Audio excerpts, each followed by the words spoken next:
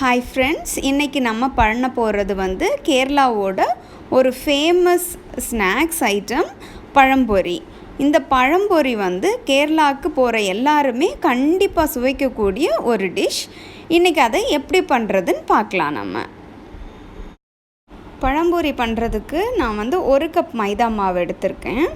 அந்த 1 கப் மைதா மாவில் கொஞ்சம் கலருக்காக ஒரு பிஞ்ச் மஞ்சத்தூள் ஆட் பண்ணியிருக்கேன். அப்புறமா பழம்பொரி வந்து நல்லா ஸ்வீட்டாக இருந்தால் தான் நல்லா டேஸ்ட்டாக இருக்கும். அதனால் 3 டேபிள் ஸ்பூன் சுகர் ஆட் பண்ணியிருக்கேன். இந்த 3ஐயும் நல்லா மிக்ஸ் பண்ணி வச்சுட்டு தேவையான அளவு தண்ணி ஊற்றி நல்லா மிக்ஸ் பண்ணி வச்சுக்கணும்.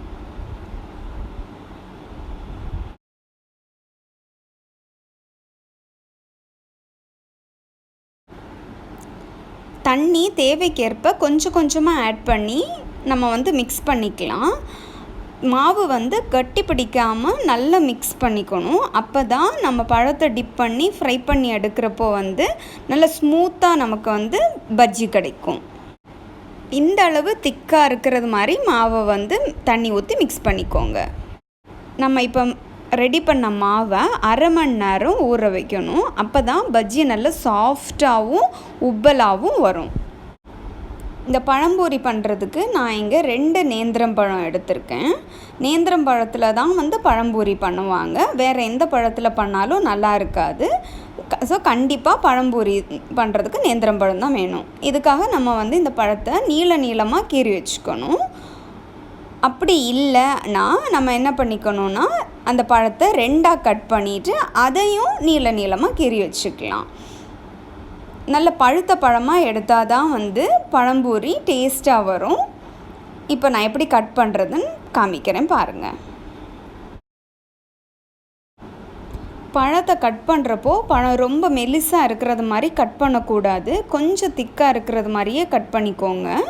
கொஞ்சம் திக்காக இருந்தால் தான் பழத்தோட டேஸ்ட் வந்து அந்த பஜ்ஜியில் நமக்கு கிடைக்கும். நான் காமிக்கிறேன் எந்த அளவுக்கு திக்காக இருக்கணும்ன்ட்டு. அந்த அளவுலேயே நீங்களும் பழத்தை கட் பண்ணிக்கோங்க.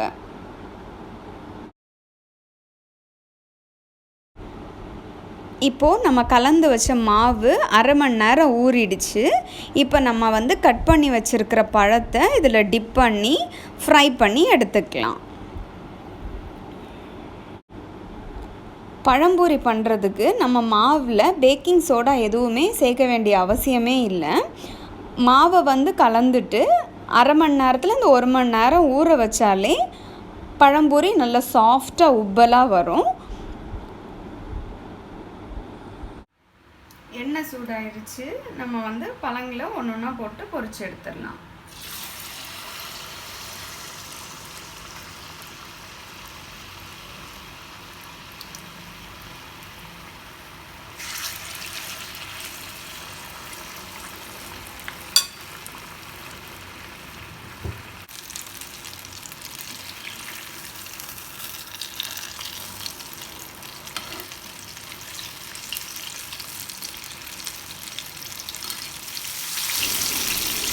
பாருங்கள், நம்மளோட பஜ்ஜி எவ்வளோ அழகாக உப்பலாக ஃப்ரை ஆகி வந்திருக்குன்ட்டு. இதை மாதிரியே எல்லா பழம் பீசஸையும் நம்ம வந்து பொரிச்சு எடுத்துக்கலாம்.